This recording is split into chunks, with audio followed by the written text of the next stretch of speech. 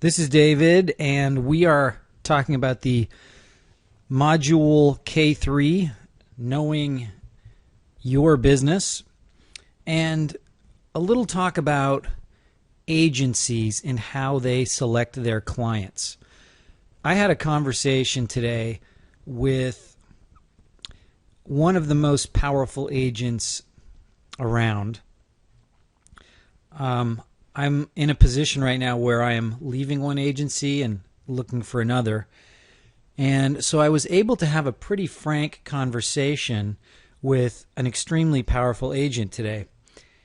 And I learned some really interesting things.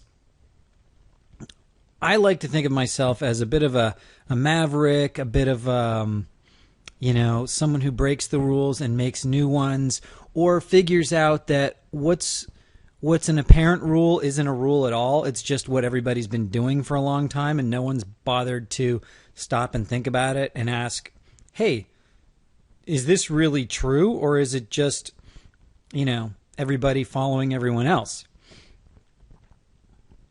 So I have had a few interviews with a few agents, and they've all gone quite well, surprisingly well. And I have several offers right now on the table for representation. And one of the issues that keeps coming up with the agents is that they look at me and they say, well, I have such and such a roster, et cetera, et cetera. This is sort of the point where they're kind of pitching me about them.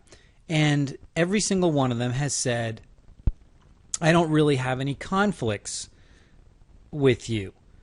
And, what conflict generally means anyone that's, I guess, similar to you, either your age or your type. I mean, to be honest, I don't exactly know what a conflict is.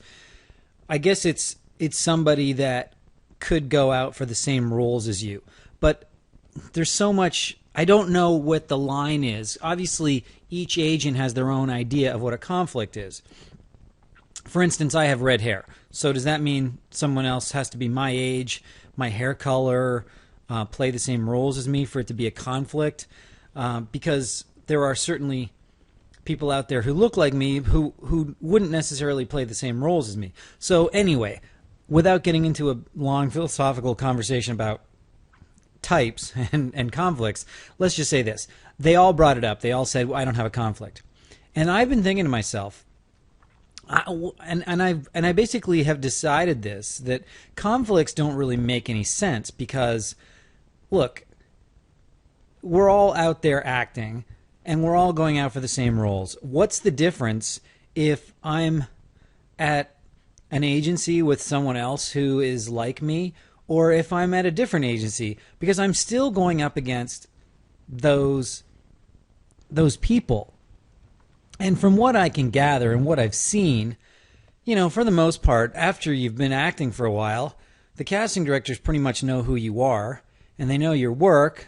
And I don't really know what what an agent's going to say to a casting director that's going to convince this casting director that you are right for a part that they would never believe you're right for.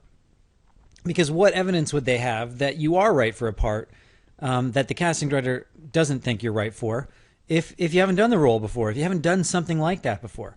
So, I've always thought, okay, so really there's no such thing as conflicts as far as I'm concerned.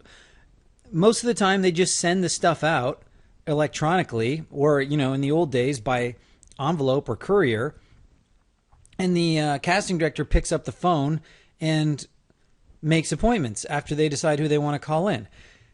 The agents certainly don't have time to pick up the phone and get into a debate or an argument or a push about every single actor for every single role. So I just don't get the whole conflict thing.